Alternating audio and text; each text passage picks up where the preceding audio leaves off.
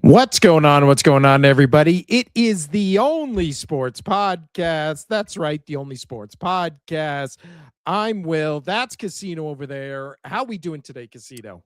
Doing pretty all right. Very productive. I would say that I did all the yard work, but nope, I hired a company to do that yesterday, and it looks great. So I was very exhausted watching them go out there and clean my entire yard. Oh, man, it got to the point, like, over the last 3 years, I had been pretty good at getting out there and getting it done with just the one kid. And then when we had the two just this last year, I could not get out there, and it just got super unruly. I mean, you've been to the house. There's a lot of foliage that I have, a lot of yard. You're swimming in the foliage. Dude, I couldn't keep up. So yeah, it hurt the wallet, but it got it done, and it looks great. So I'm doing pretty good, because now right now I'm looking outside one of my back doors here for my room, and it just looks fantastic, and it's worth it. It's worth it. You? How about you? What are you doing?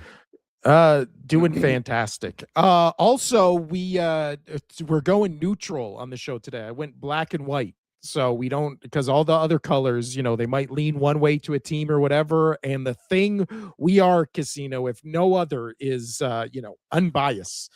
I'm pretty unbiased. I bring fact to this show, sir. So before we talk, because obviously today we're going to make our picks for the NFC and AFC Championship games, who we think's going to the Super Bowl. Based on the TikToks, I think you and I have both teams different going to the Super Bowl, which would actually be good, because right now I believe we are in the postseason. I think we're tied. We are tied. Huh? I thought you were on me on the postseason even. Let's see. You know what? Let me count it right now. No, the only two games we had different where. Oh, no. You picked Indiana, right? Over Miami. Indiana? Yeah. Because the college. Oh, football. Yeah. I was like, we're talking about the Colts here? Yeah, no, I did pick Indiana. So then, yeah, we are tied right now, because you had two different games last time. Then last week, and I won both those. Then last week, I had the Texans over the Patriots, and you obviously won that. So we're tied going into this weekend. So what is it?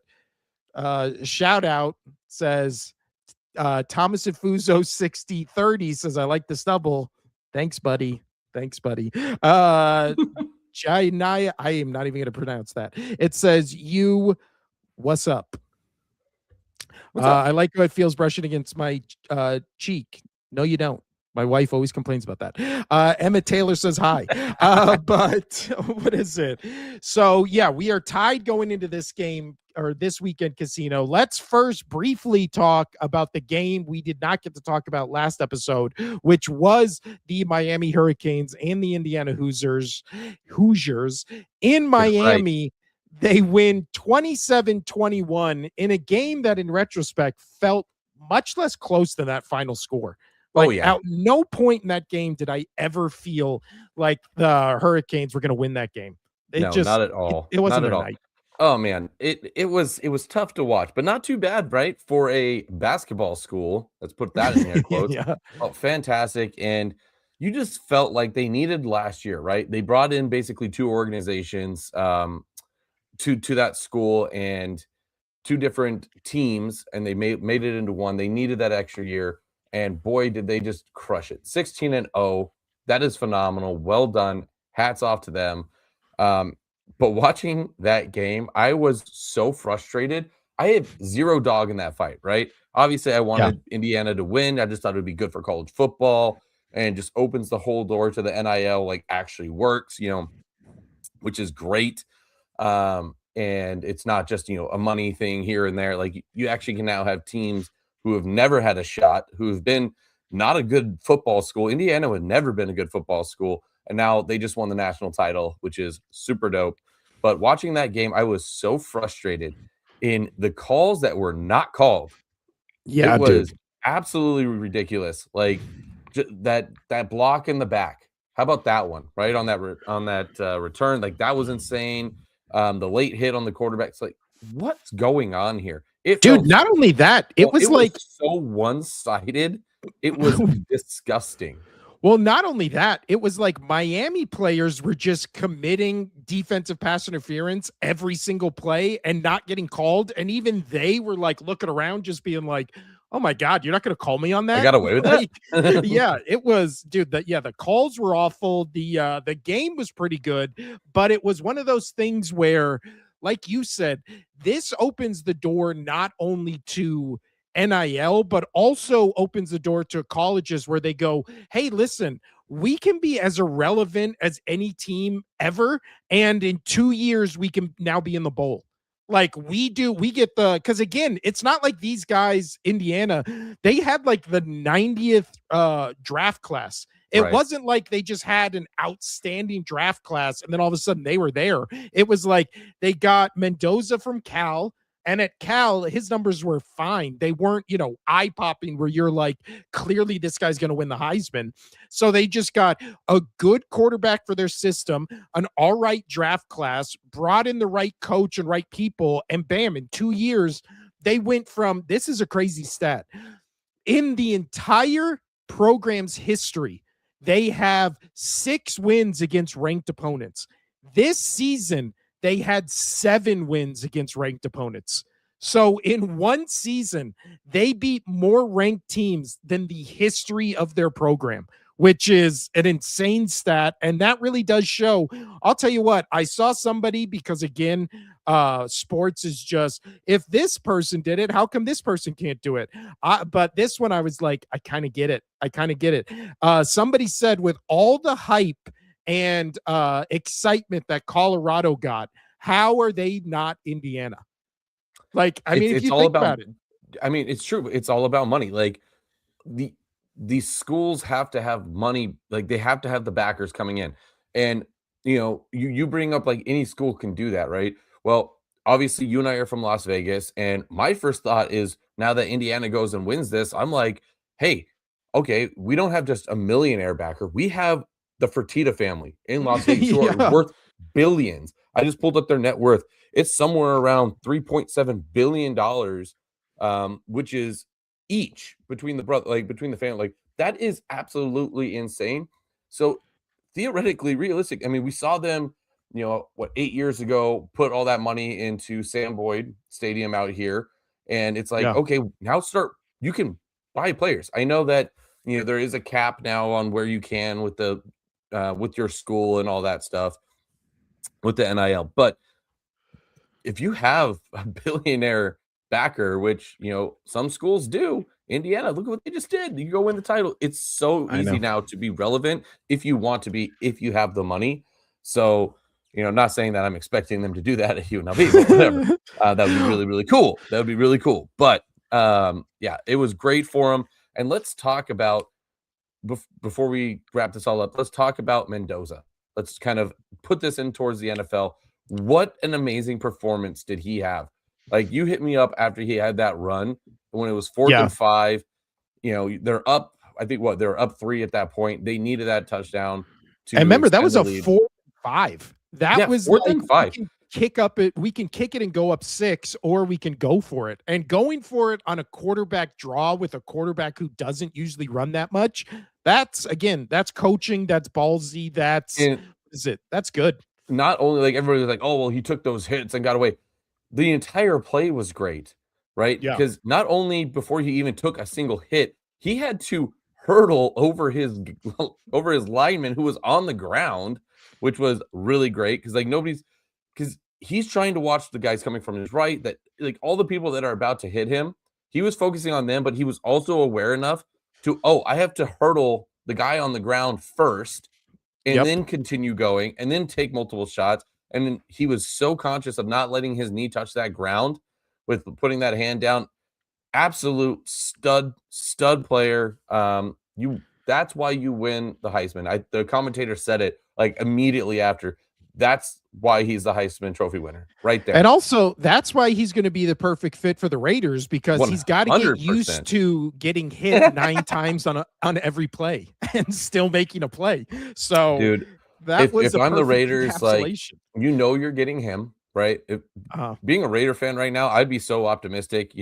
Look, you got a coach out of there that didn't really work, right? You've got some good offensive pieces.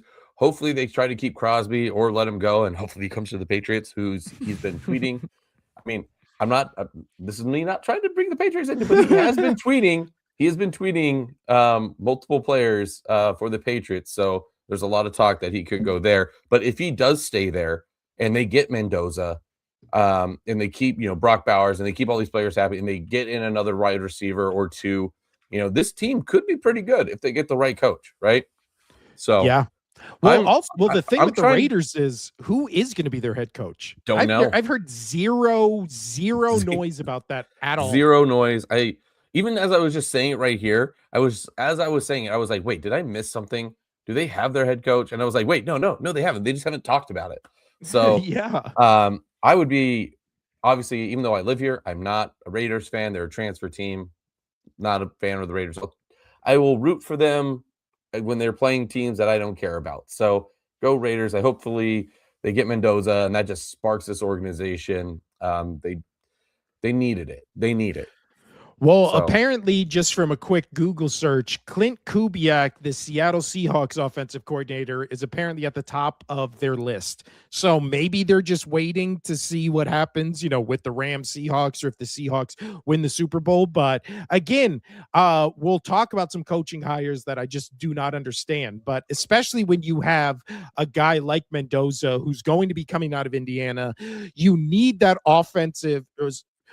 Hopefully the young offensive minded, new wave guy who's part of that McVay Shanahan tree that, revolutionized NFL offenses. But also the question I have for you, we've already seen a thing that we actually haven't talked about on the show yet, where the Oregon quarterback is now returning to Oregon.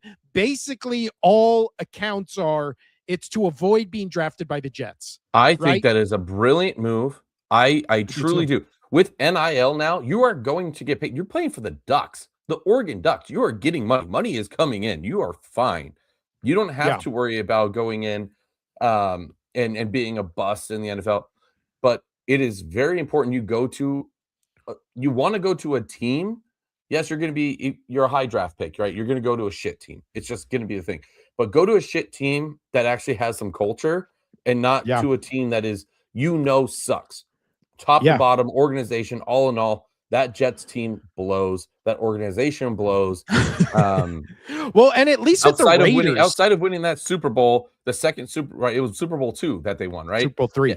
Super Bowl 3. And it was one of those earlier ones. I know that. Like this organization, they need to figure it out. And why would you want to go there? Why? Well, and at least if you're chances, and he stays, I guarantee you, Oregon, I think they might be number 1 going in to start the season as the number 1 seed. Or you know what I mean, number 1 in college football, number 1 in the power rankings. Yeah, when it comes to Mendoza, I could see him going to to the Raiders just because Tom Brady's there. Obviously, if you're a quarterback, especially his age, you grew up watching Tom Brady be the best quarterback in NFL history. But my question is, and last question before we move off this topic and talk about NFL, when it comes to Mendoza, he's only a junior. He's was 2 years at Cal. He was 1 year at Indiana. do you think there's a possibility that he shocks everybody and just returns to school? Because again, if it's money, they're now getting paid as much as they would if they were just the number one overall pick. So If they didn't win, I would say yes, but he won. He did what he set out to do. A 16-0 season. How do you can't be better than that. The 16-0 season, right? That's awesome. You won the Heisman. Why? You've done what you needed to do in college. Check, check, check. You've done it. You've done it all. Yeah, that's true. And you're going to the Raiders where Geno Smith, yes, is still there, and you might not get the start right away. You might not, but you will enter there with an immediate start to a quarterback competition with Geno Smith. And those Raider fans will let that organization know after the first pick that Geno Smith will throw in week 1 that they want Mendoza in there. So no, if you draft the quarterback number 1 overall, I think you just throw him in there.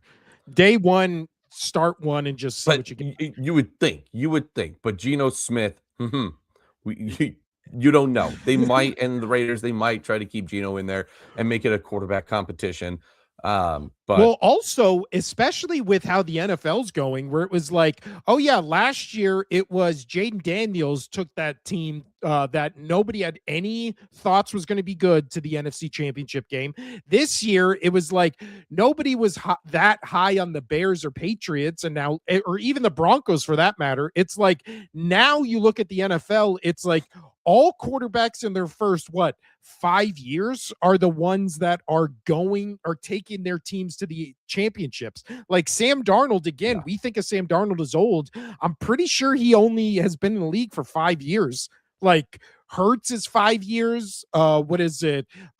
Drake May, Bo Nix. He went everywhere. He went from the Jets, and then where was it? It was the Jets, Tampa, then all the way over to the Rams. No, he went Jets, Panthers. That's it. It was one of those teams down there in the South. Vikings, Seahawks. Yeah, I think he was. Yeah. But so when it comes to Mendoza, we were talking about who his coach is going to be. Well, for the Raiders, again, no news has come out for the Raiders head coaching job, but there has been jobs coming out for other head coaching positions, Casino.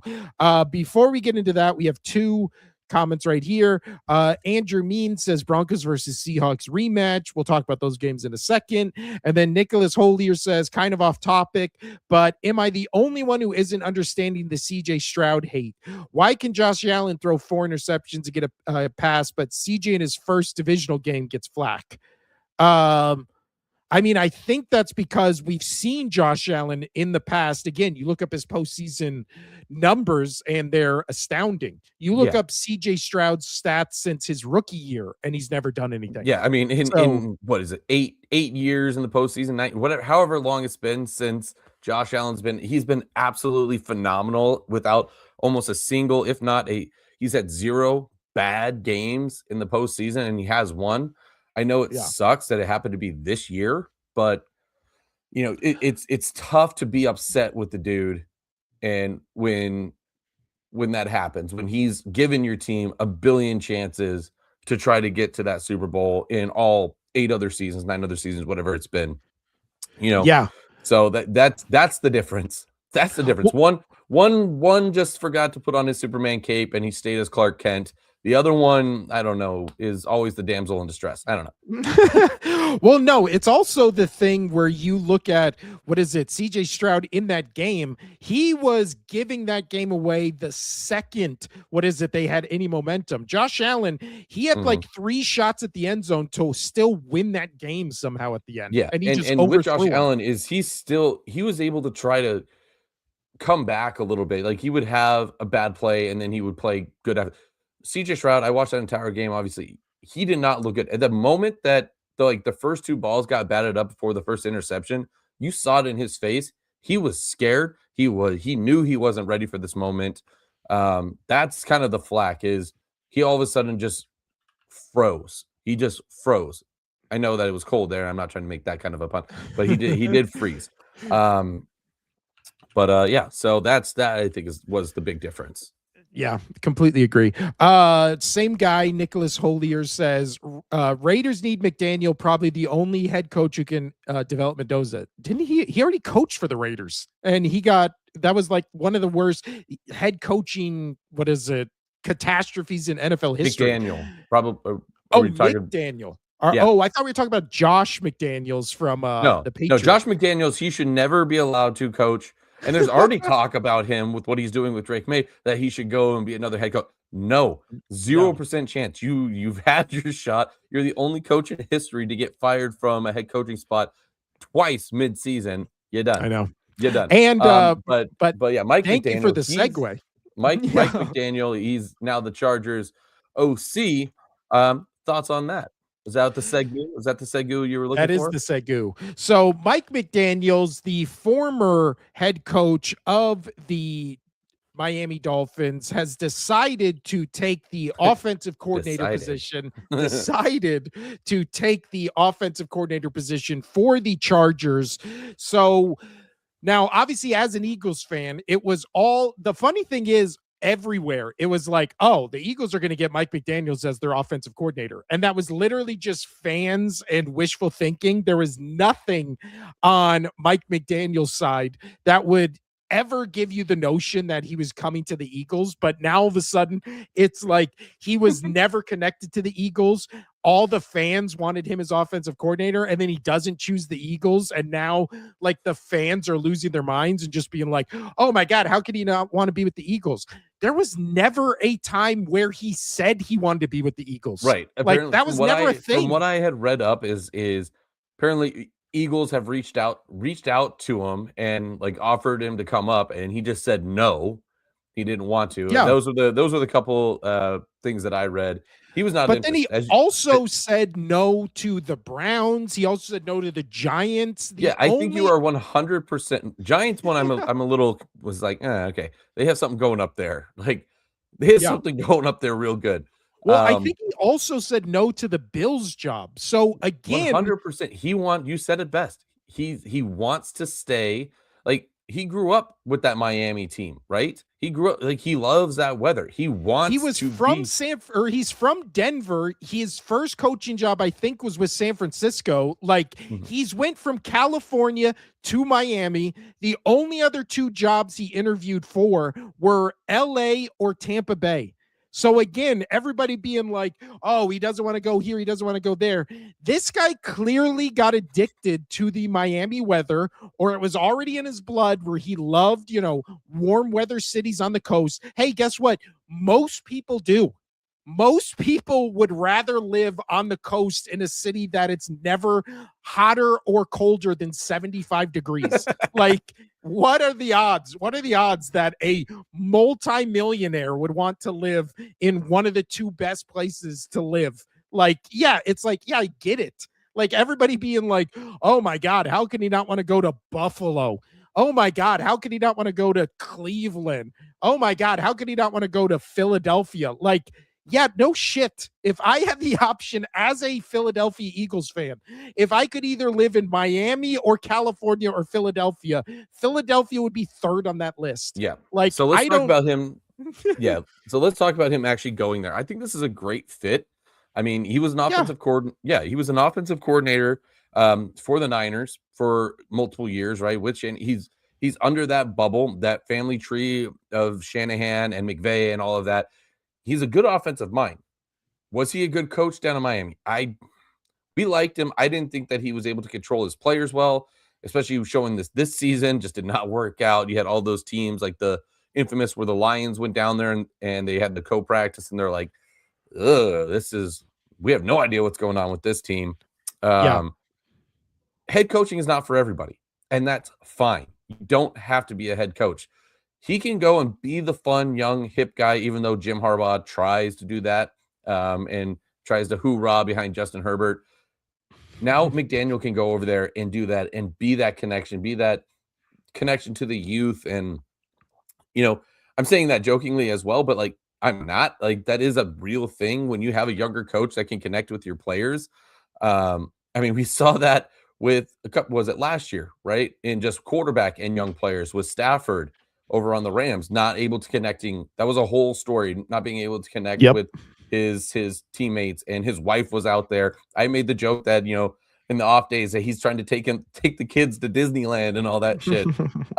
Which I think was one of the funnier things that I've ever done on the show. But I think this is going to be great because now McDaniel does not have to try to coach and reel in players. That's Jim Harbaugh's job. He's good at it. He can do it on every level. He's done it in college. He's done it in the NFL. This is, I think, a really good move. As if this team can stay healthy, if this Chargers team can stay healthy, they've got the defense for it, and get that O-line healthy. Get Justin Herbert. One or two guys we've obviously know now. Justin Herbert is not the guy. Like, he can't be the guy. He can't pull a Josh Allen, throw on a Superman cape, and get it done. But you get the right pieces around him, the right offensive coordinator in there. Like, this team can go far. I mean, they made the playoffs. They made a wild card round they were kind of like the 49ers, obviously, right? Yeah. They made the playoffs, and you're just like, how did they do that? They had, a bottom 3 offensive line in the entire NFL by the time they got to the playoffs. And obviously that got exposed. But this is also one of those things where you go, well, he's the Chargers' new offensive coordinator. And then you look at last year and you go, oh yeah, but the Chargers offense was actually up. Am I there? There you go. You broke up. You broke up for a sec. You go, yeah, the Chargers offense was actually ranked higher and more efficient and better than am I back?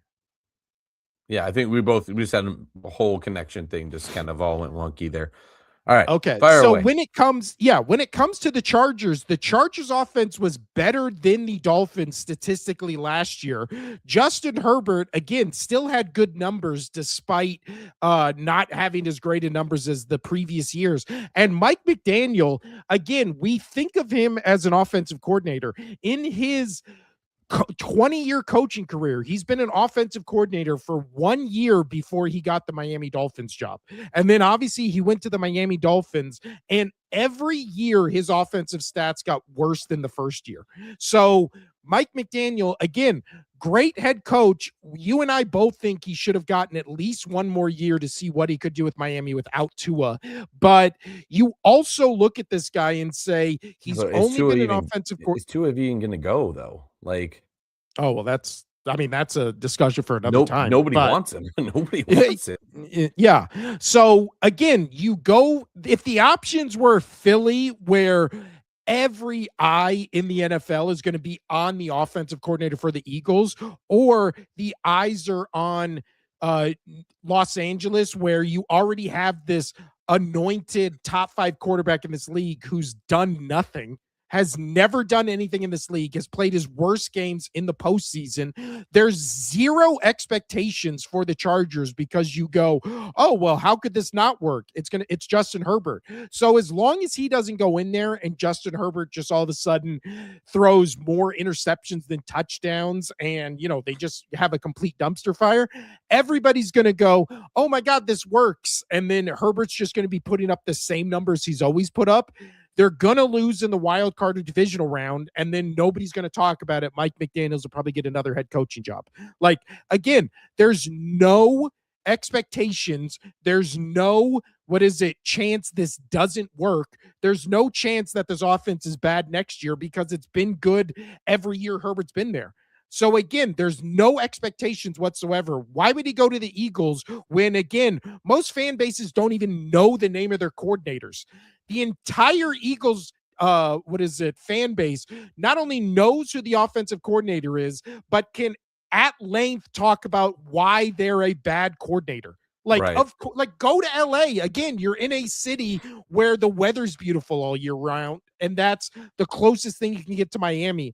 I'm shocked, honestly, of the two options that he didn't go to Tampa Bay. I'm actually because again, I feel like Tampa Bay has better weapons. Again, as far as quarterback, I think Baker and Herbert last year were pretty similar in their numbers. That's the one I'm actually shocked that he went to LA over Tampa, but also maybe he was like, oh, I want to be closer to home because he grew up in Denver. So he gets to go there twice a year because obviously they're in the same division. So that, honestly, that one made no didn't shock me when I read that. I was like, oh yeah, that makes sense, especially when you hear he turned down all the other East Coast cold cities. Now, the one that doesn't make sense to me, Casino, is the Robert Saleh hire. So Robert Saleh is leaving the 49ers, going to become the head coach of the Tennessee Titans. Thoughts on this one? I don't like it at all. I mean, I said I don't like it in our shorts. You said you hate it. I absolutely hate it, dude. Yeah. Like when in the TikToks, you really concerned me when I was like, yeah, I don't like it, and you were like, oh, I'm the opposite. I don't like it, and you're like, no, I hate it. Like I was a little worried for you for a second. Yeah, I don't. Is Robert Saleh a good coach? Yes, I think he's a great coach. I think he does a fantastic job. He's a defensive genius. Look what they just did. Look what he did in San Fran with nobody. Fantastic job. But why is he going to the Titans? Makes zero sense to me. Go somewhere else. Go to the Ravens are still looking for a coach, right? The Ravens are still looking for a coach. Why not go to the Ravens? What was their Achilles heel this year? Oh, they let too many points go up. Go there. Why in the hell are you going to Tennessee when what you need with a quarterback who's just young, raw, and we don't know even what his talent can be in Cam Ward? Why are you going there? I have zero understanding of this at all. It just does not make sense to me. I mean, what are they going to do at offensive coordinator? Are they going to bring in a wizard? I don't know, but this just doesn't make sense to me at all. So apparently the now with Mike McDaniel, if he would have went to the Eagles, I would have obviously been ecstatic, right? Because that's what everybody Eagles fans wanted, all that kind of stuff. Yeah, he's a good offensive coach. Yeah. Now, the other one where I was like, please, God, don't come here, was Brian Daboll. Everybody was like, oh, man, it's Mike McDaniel or Brian Daboll. I have been a noteworthy Daboll hater. I did not want him as the Eagles OC. I never had him as a top 3 candidate. Didn't want him in the building. I think he's a perennial loser, right? That's fine. That's fine. And the only reason, by the way, the only reason that I attach him to going to the Bills job is just because he has that relationship with Josh Allen, and they were good during that time too. Yeah. That's my only thing. Yeah. And that's honestly one of those reasons why I think he would actually be good as the head coach with the Bills. Because again, he has that Josh Allen connection, but then it becomes kind of the Mike Daniel thing where you just go, well, or Mike McDaniel thing where you go, yeah, but the issue in Buffalo isn't the offense. Like the issue isn't Josh Allen. So again, I feel like it's very true. But then again, you also had McDermott, who was a defensive coordinator as a head coach. So again, I don't know. This is why we're not GMs. But as far as it goes to the Titans, but you got to give Josh Allen some help too, right? But anyway, going back to Daboll Robert Saleh going to Tennessee. This is why I bring up Brian Daboll, because apparently Brian Daboll is going to be the offensive coordinator for the Titans and be given full autonomy over the offense. So Saleh will run the defense, Daboll will run the offense, which will be good for what is it? How am I forgetting his name? The Titans quarterback. How am I blanking on his name? Cam Ward, thank you. So for Cam Ward to get Brian Daboll, I think that's a perfect fit. That'll work fantastically. Now, as far as the Tennessee Titans, why would you not hire Brian Daboll as the coach and then Robert Saleh as the defensive coordinator? Because again, Robert Saleh was already a head coach in this league for a very similar team with the New York Football Jets. And that team went 20-36. And again, that was with top 5 defense. The Titans had the number 1 total defense in the league the season they ended up with the number 1 pick in the draft. So again, two seasons ago now, come on. We've seen this Titans team have a great defense, and it amounted to nothing. So if you're Brian Daboll, again, you're coming in here to run the offense for the Titans. That offense is now infinitely worse than the Giants because they have nobody. They have no pieces. Who knows if Cam Ward is even a good quarterback? I mean, you and I both like him, but that's just because he had nobody. Yeah, we like him because we can see his fight and his grit out there. We want to see what he can do, but you can't show what you can do if you don't have an offense, a defense, or some rule changes. So sorry. So, but again, and then you look at what Dayball had. I don't know, was Daniel Jones good? Well, the second he left Dayball, he was leading the number one offense in the entire NFL. It's true. With again, not like crazy pieces. It's not like he had Jamar Chase and Higgins on each side of him. It was like he had like okay guys. And then on the Giants, I don't know. Have you ever heard of a guy named Saquon Barkley? Is he good? Because the second he left Dayball, all of a sudden he becomes the best running back in NFL history for one season. So I don't know. Like Dayball, it's like he had better pieces than the Titans have had. Josh Allen, he made Josh Allen really good. Did Josh Allen get infinitely better and an MVP caliber player when Dayball left? Like, yeah. So you look at Dayball and you just go, every piece he's ever had has actually done better when he left. So again, I don't know as far as Robert Saleh goes. Yeah, and you're right. I mean, I was high on Jones when he leaving. I was like, he just needs a different system. So I mean, yeah, great call on me. Yeah, that's a great call back. You know, I was saying that. So yeah, that's a good point. Good point. Buddy0184 says Patriots will win the Super Bowl. Bills are trash. Allen a bum. Allen a crybaby. Allen will never make the Super Bowl. So I'm assuming he's a Bills fan. No, it's yeah, possibly. And honestly, regardless, I've said it a couple weeks. Outside of the Red Hot Jags, I was like, I don't see an AFC team winning the Super Bowl. I just don't. Yeah, I just don't.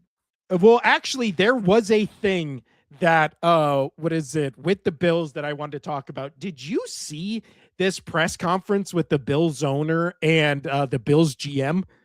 Because that's one of the most insane things I've ever said. So to paraphrase basically what happened, this by Adam Schefter, Bills owner Terry Pegula said, first off, great name, Pegula, said Buffalo's coaching staff pushed to draft wide receiver Keon Coleman, and GM Brandon Beane supported it. Pegula doesn't think it's fair for that pick to be blamed on Beane. So they had a press conference. Basically, the owner. So they had a press conference, the owner and the GM, basically to point the fingers at Sean McDermott and his coaching staff and be like, they were the problem. The GM and owner actually didn't want these players. So the only issue with this is that Keon Coleman is currently on the Buffalo Bills. So to completely throw a current player under the bus to be like, hey, we know he sucks, but we weren't the ones who wanted to draft him. I'll tell you what, I don't really follow Mina Kimes at all. Like, I don't know. I don't listen to her show. I don't watch her television, or I don't listen to her podcast. I don't watch her show. She had one of the funniest tweets when it came to this. So I will shout her out here because I saw this and it legitimately made me laugh. If I could just pull it up right here. She posted this, which it says Keon Coleman watching the pressure. Nothing came. There it is. Oh, there we go. It says Keon Coleman watching this presser. Why can't I say that word? Presser. And it's that scene from I Think You Should Leave where Tim Robinson is sitting in the courtroom and they're just doing the text where they're talking about his hat for anybody listening. Oh, that legitimately made me laugh out loud. Quick side note. If you have not seen this show, like, you're doing something wrong. That is fuck, that made me laugh. That made me laugh out loud. I mean, I don't sit down and like watch that show anymore because I've like already watched it once through. But if I see any clips there of that show, I'm watching it. It's so funny. And that's maybe my favorite sketch of that entire show. When the camera rack focuses to him sitting in the audience and then he just goes, what the hell? That's it makes you laugh every time. Also, Buddy 0184, we get it. you do not like Allen because he says it doesn't matter who Bills get. Allen is not the guy. I will post this video when the Patriots win the Super Bowl. Keon Coleman, by name to problem. It's Allen. Like, we get it. We get it. I can tell you about 31 other teams that would love to have Allen even as a backup. I just joke, you guys. Allen will always be the best player in the Pro Bowl, and he'll start it every year. All right. So you're a Patriots fan. We get it. But get some new material. You got like 90 comments. I don't know. He might not. I mean, he'd go into the Pro Bowl, but you know what? Huntley is a pretty good player. That's Tyler true. Huntley might give him some issues. That is true. That is true. But I think we've talked about everything else I wanted to talk about. I just could not believe that press conference. Just throwing. I mean, we're 40 minutes in and we haven't talked about a pick. But just throwing a wide receiver under the bus who's wild. Still on your team. No, that was so wild. But I mean, he's trash. He is super trash. Oh my God. I think it was early on in this year when you and I were doing was it maybe you? I don't remember, but somebody at some point this season early on asked me about who you can take, Coleman or Shakir, and we were both like Shakir, something like that, and Coleman just was not going to be the guy. And it was fantasy when we were talking about fantasy football. Fantasy, that's right, and it was. Boy, did we hit that on the head. Boy, did we hit that on the head. It's funny where, again, Keon Coleman is bad. In 2 seasons, he has, what is it? 556 yards is his season, is his biggest season. And this past season, he had 100 yards in the first game of the season and then never got over 50 the entire rest of the season. So again, he is a bad player that they wasted a draft pick on. But sorry, I couldn't do it anymore. I had to find a hat.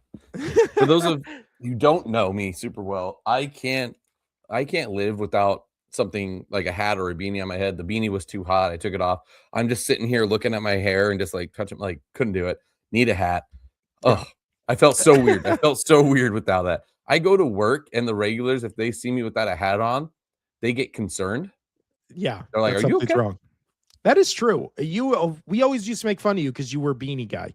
You're the Tim Pool of sports podcast. You always need to be wearing a beanie or a hat. But that's not because you don't have a luscious. I'm at home. No, I have gray hair. My dad is in his mid 60s. He's got phenomenal hair, just like full head of hair. Still got great hair. And I know I've got great hair. It's great. It grows fast. It's all that stuff. Everybody's like, oh, you're going to lose your hair because you wear your hats on too much. I wear my hats and my beanies in the house, and I don't give 2 shits about it.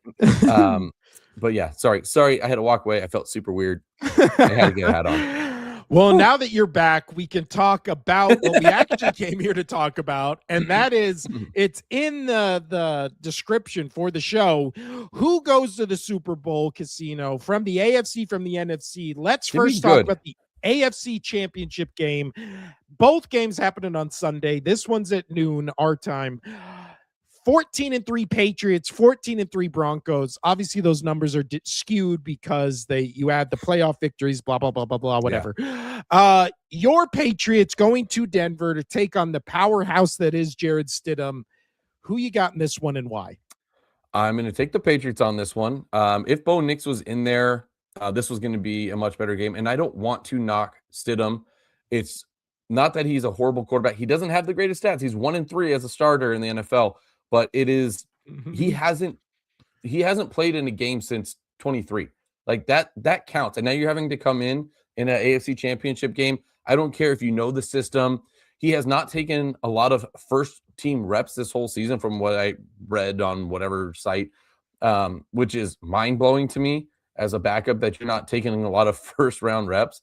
But yeah, I'm going to take this. The New England defense is what's key here for me. Yes, Drake May, he's shown his struggle against good defenses this year.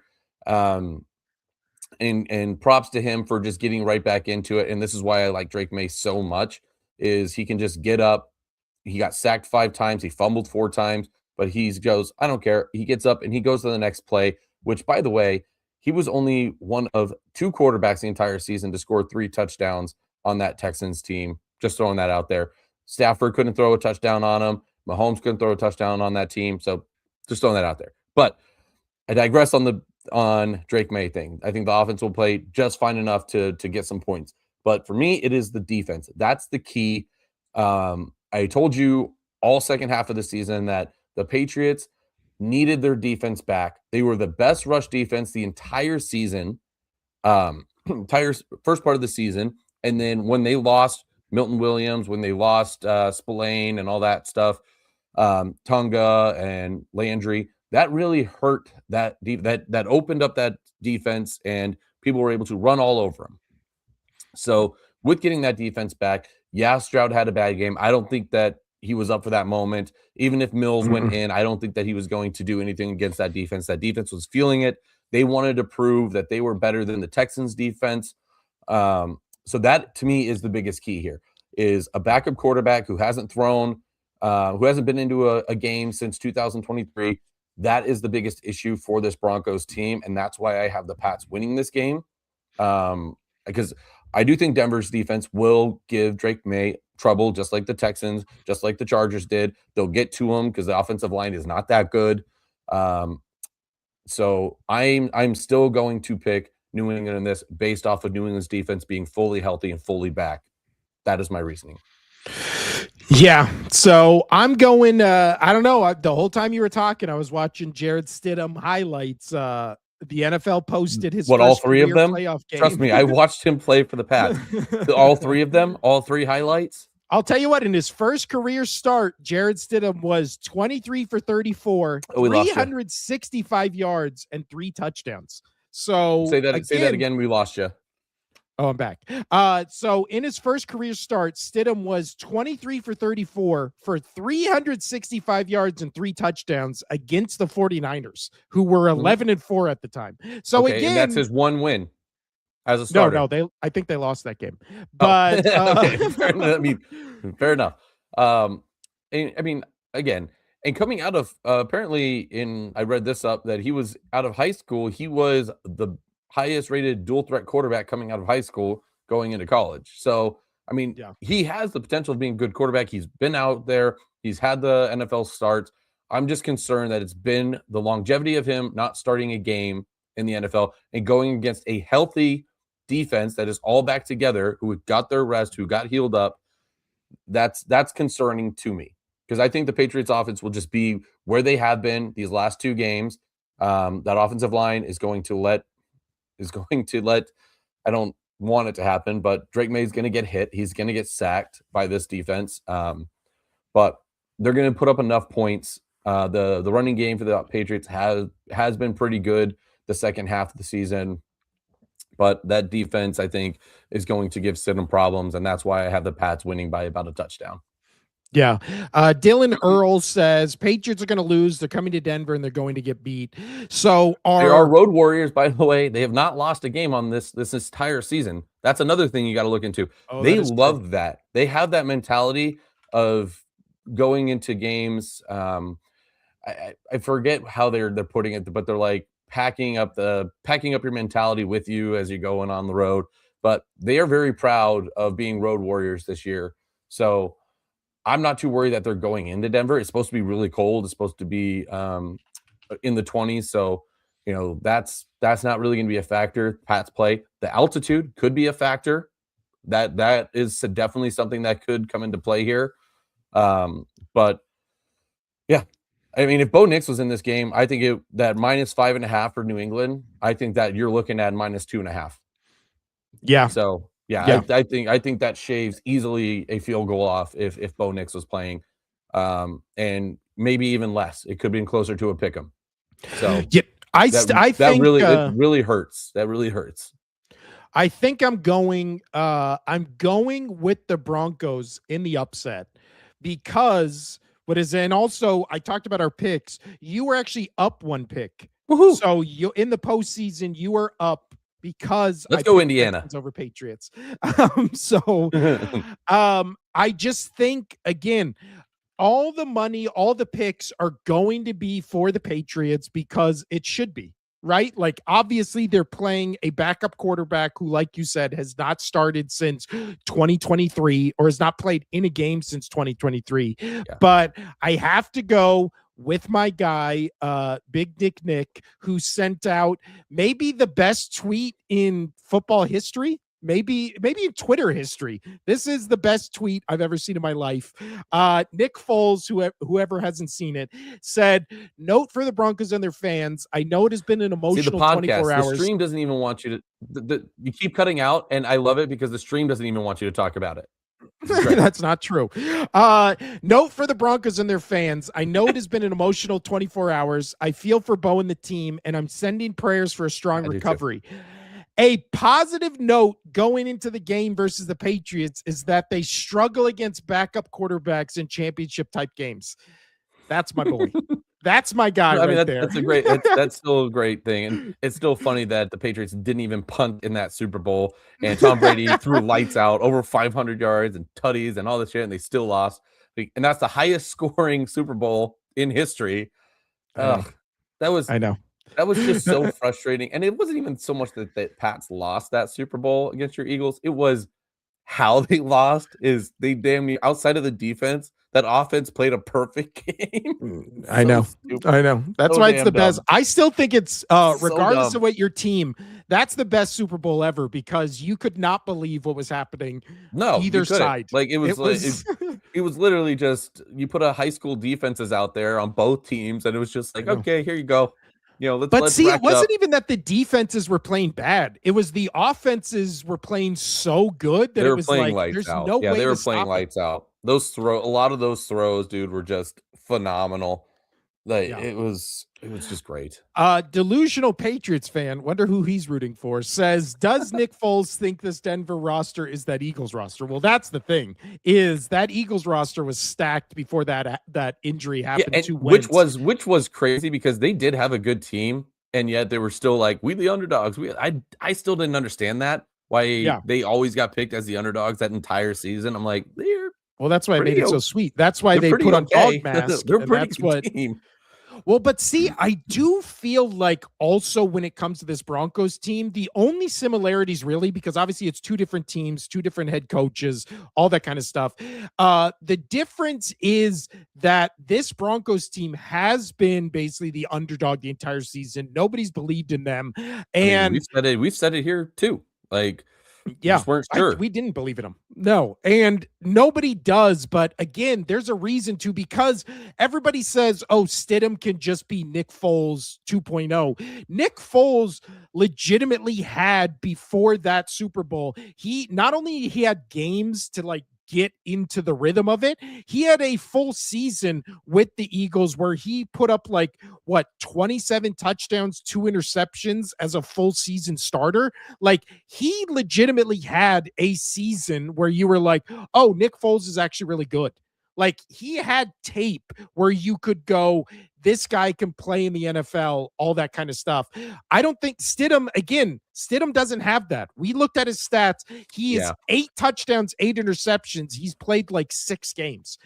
He doesn't have the experience. And that's my worry. That's my worry with this healthy New England defense, showing up the best defense in the league. I'm worried. I'm worried for Stidham. Obviously, I want the Pats to win, this and that. But and trying not to be a homer, I'm just trying to base facts.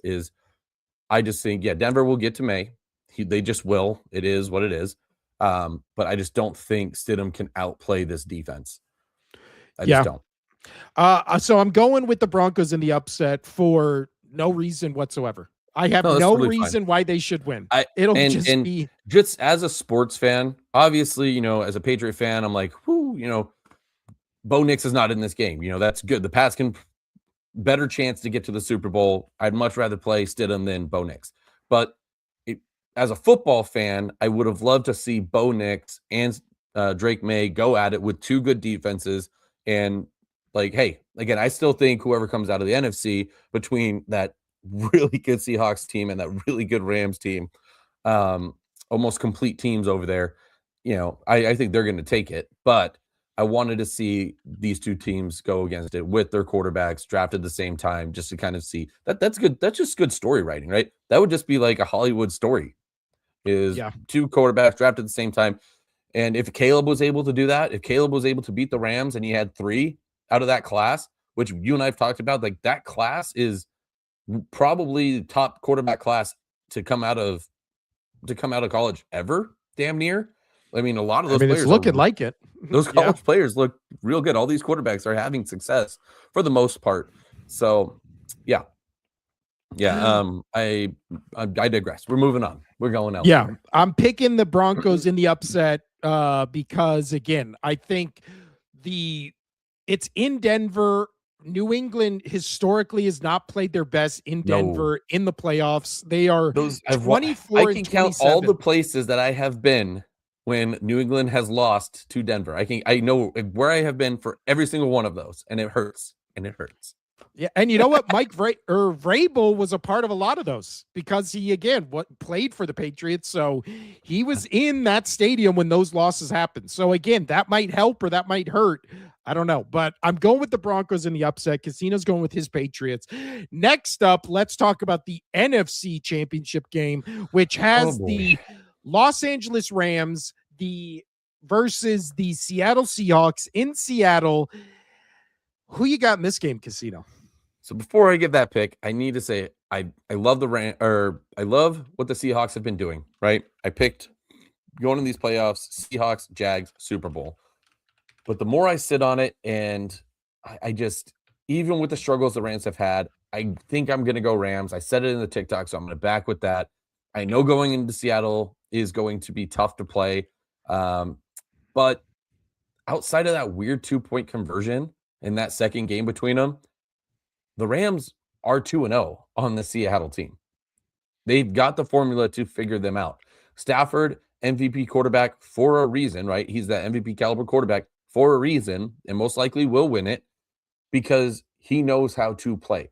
And he can go into this team. I know he struggled against the Falcons, the Panthers. He hasn't looked great towards the end of the season. I don't care. He knows he's been in these situations. He knows how to go win a Super Bowl. He's a good quarterback that can put it on when he needs to. So I'm picking the Rams in this because he's already done it.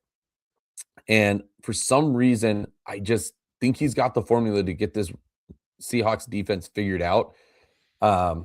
And losing for Seattle, losing Charbonnet. Thank you, Charbonnet. I was saying it and it just went away from my brain. Charbonnet, like that sucks to that ACL injury. That truly sucks. They're still going to be fine at running back, but not having that dual threat really hurts them. And yeah, it's going to stink, but I know it's going to be tough. This is going to be a great game. It's going to come down to the wire, just like the previous two have. And goddamn, I want Seattle. I want Seattle because if the Pats can't take care of the Broncos, it would be cool to see Pats, Stafford, the two leading MVP candidates going at it. And we'll know who is the MVP by the Super Bowl. That would be fun. It would be interesting. But I think that I did say I wanted the Rams, and then my Patriot chat yelled at me, and they're like, Seahawks, we match up better with them because Drake May's done okay, good defenses, enough to get it done.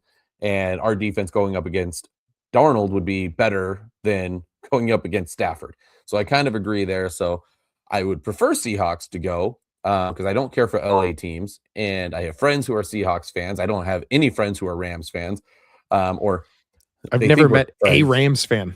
I've never met a Rams fan. Right. So, by all metrics, I would love for Seattle to go. I would love for Seattle Patriots Super Bowl. I would absolutely love that as a rematch. Obviously, Pat's got to get past the Broncos. I'm just saying for this game, whoever goes, I would much rather see Seattle. But for some reason, I think I got to go with the Rams on this. I think Stafford can figure him out. So I know it's crazy. I want Seattle so bad, but I think I got to go Stafford. I got to go Stafford. So based on defensive DVOA in NFL history, the Seahawks currently have the 7th best defense in NFL history. Just by what they're doing, every metric, it's insane. Oh, you're breaking up. This internet is insane. There we go. So you got to get that cord. You got to get that cord figured out. I got to get this internet figured out.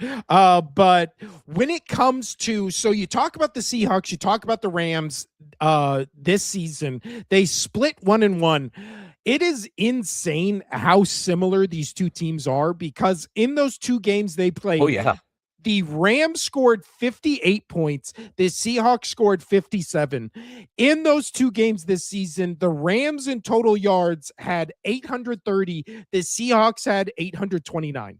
So again, they are 1-1 with 1 yard and 1 point differential in those Right. two And games. what are they all time? You said that on the TikTok. What are they all So time again? that's next.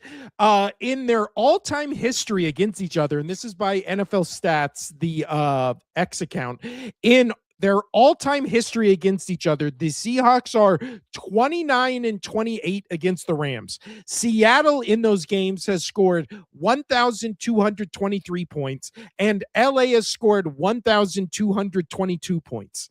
So they are 1 game difference and 1 point difference all time. That is Wow. absolutely insane. That's insane that these two teams are literally the two most evenly matched divisional opponents in NFL history. That's crazy. That's damn near that whole argument with the coin flip, right? You do it as many times, like you're going to be close to damn near even. That's wild. That's absolutely wild.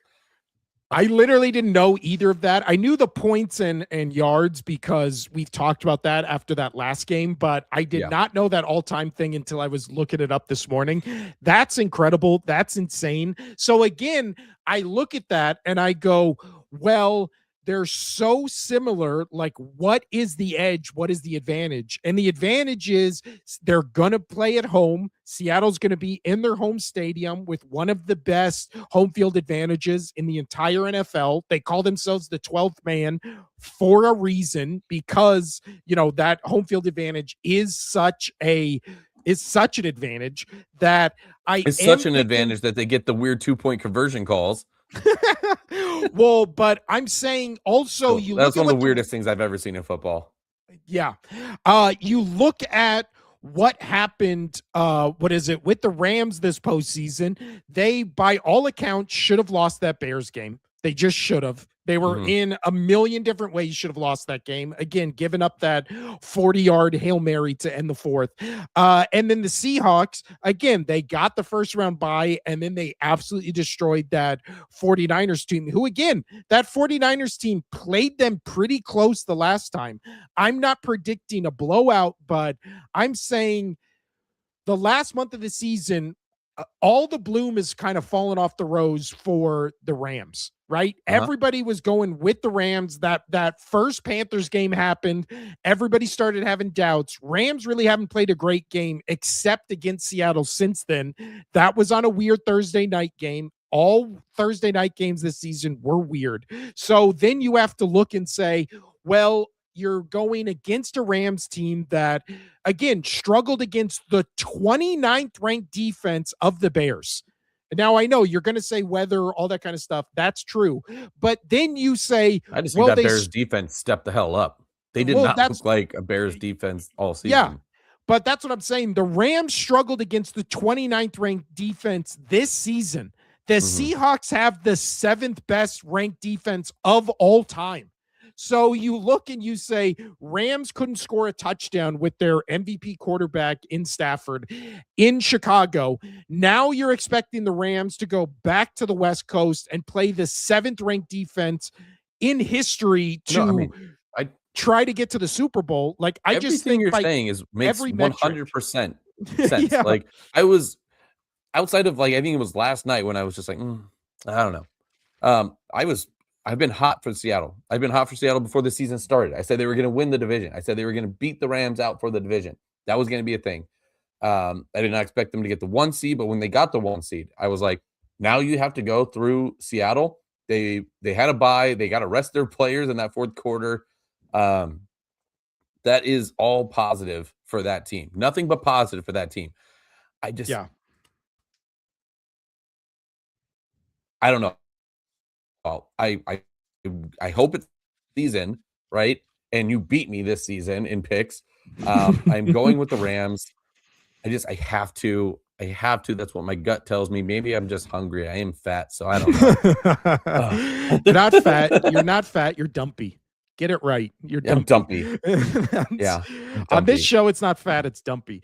But all that being said, I actually can't believe this happened, but we've pretty much been lockstep for these entire playoffs, and now we have two different teams going to the Super Bowl. Well, I think you're kind of crazy on your pick for the Broncos, and I think I know I'm crazy for picking the Rams. So, this should be yes, you've got the odds leaning both Seattle and both Patriots, but realistically, like that really is what should happen with the teams that are left. It should be Seattle with how that defense is playing, and it should be Patriots with them having their defense back, and nothing seems to, no matter how bad he plays, nothing seems to rattle Drake May, and then, Broncos losing their quarterback. Like, it should be Seahawks Patriots, but anything can happen. We've said that this whole postseason. We said this whole season, damn near.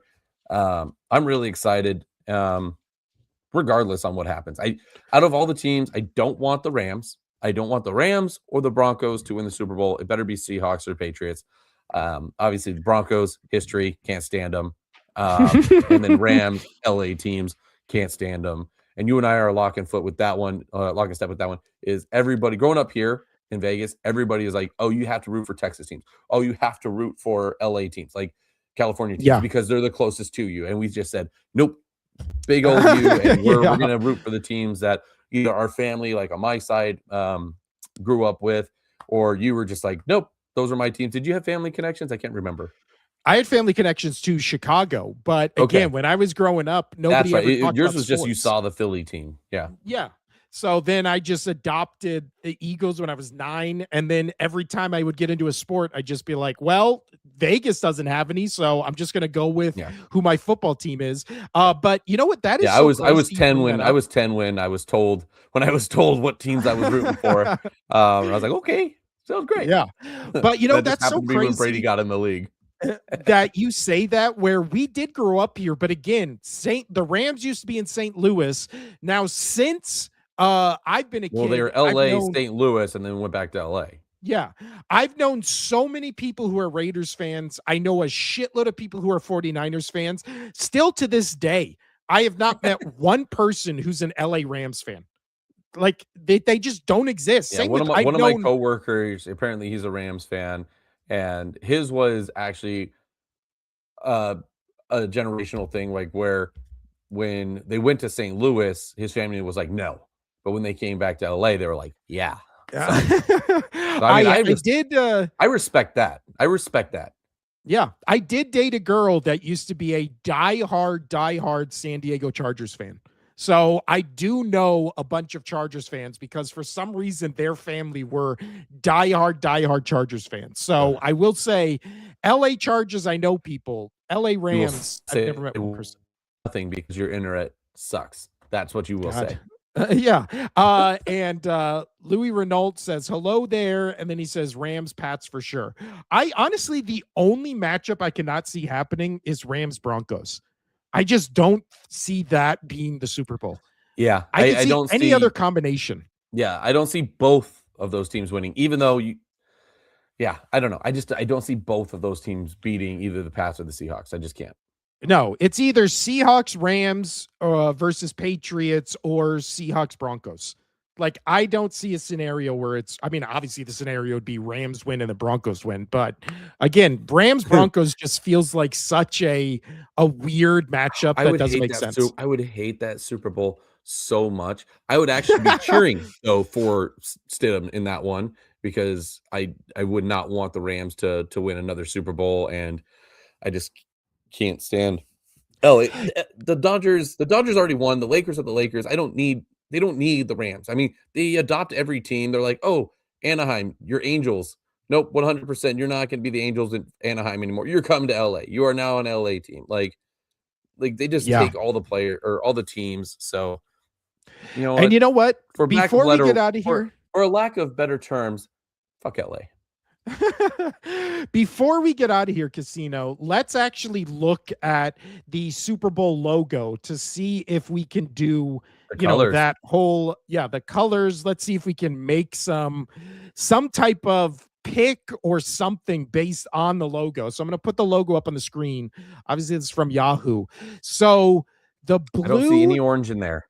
Again, the blue is not Denver Broncos blue. That would be like Chargers powder blue.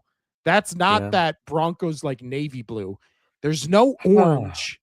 There's a lot of purple, which again, the blue and the purple really made us think like, oh, it's going to be Ravens Bills AFC Championship game. Obviously, that did not happen. Why am I bugging out? But we look at this, the primary colors are blue, purple, and red. So blue, purple, and red. That's none of these teams. So do we finally have what is it, a Super Bowl year where the colors don't matter? I mean, I guess blue and red would say your Patriots, but it's not the same blue and red. No, it's not. I mean, you got the white. You got the white in there. That's true. So maybe we can make the case that it's going to be Rams because that green kind of looks yellow. I don't know. The blue Seattle though, but again, these are light blue, not dark blue. I can't make anything out of this one. So Louis Renault says the blue and yellow is Rams, the blue, red, white is Pats. I mean, that would be honestly, that'd probably be the closest. Yeah. That'd probably be the closest, but still, it's not like before it was like, oh, it's the exact color of the team that ended up in the Super Bowl. Like this one, which is why they made this one so, let's just throw every color in there so people will stop saying, the NFL is scripted. But I don't know. Yeah. Again, this Super Bowl, it's going to be a weird one, man. This is going to be a weird Super Bowl. Yeah. Which for a weird season. I mean, the quarterbacks that are left, you have two. I mean, you have a backup quarterback with Stidham. You have a rookie with Drake May. You have a quarterback that has jumped around from team to team to team to team to team. And then you have a geriatric. So, I mean, who's going to win the Super Bowl? Yeah. And obviously you don't mean Drake May's a rookie. You mean like would be a Super Bowl like rookie. He's a sophomore like rookie, still on his rookie deal. I don't care. Yeah. Again, it'll be interesting. You're going Patriots Rams. I'm going Broncos Seahawks. Honestly, with no dog in the fight. Seahawks. With no dog in the fight, I just want both games to be good. Because as much as I love that Seahawks 49ers game, that game was over 10 minutes into it. Yeah. And then it was kind of just the Patriots, I think the Patriots Broncos will be good because of those defenses.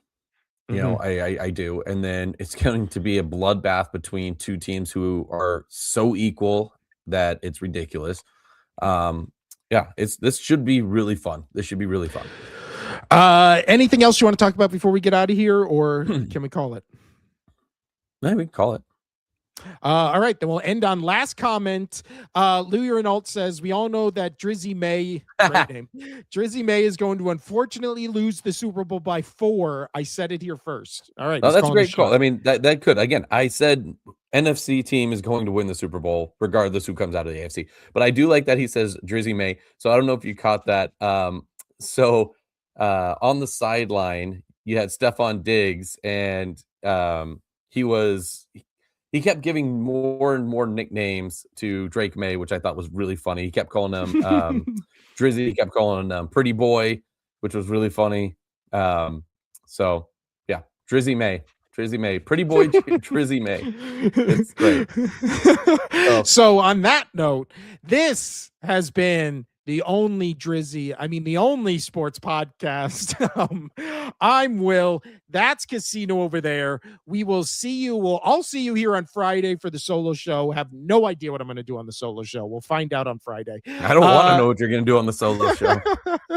But Casino and I will be back here on Monday, always at 1 p.m. West Coast time, to talk about the. So Monday, however, might not. You will post it at 1, but it might not be a live show. I am going on that vacation. If you recall that I've talked about that, we'll probably have to do the shows in the morning and then post them.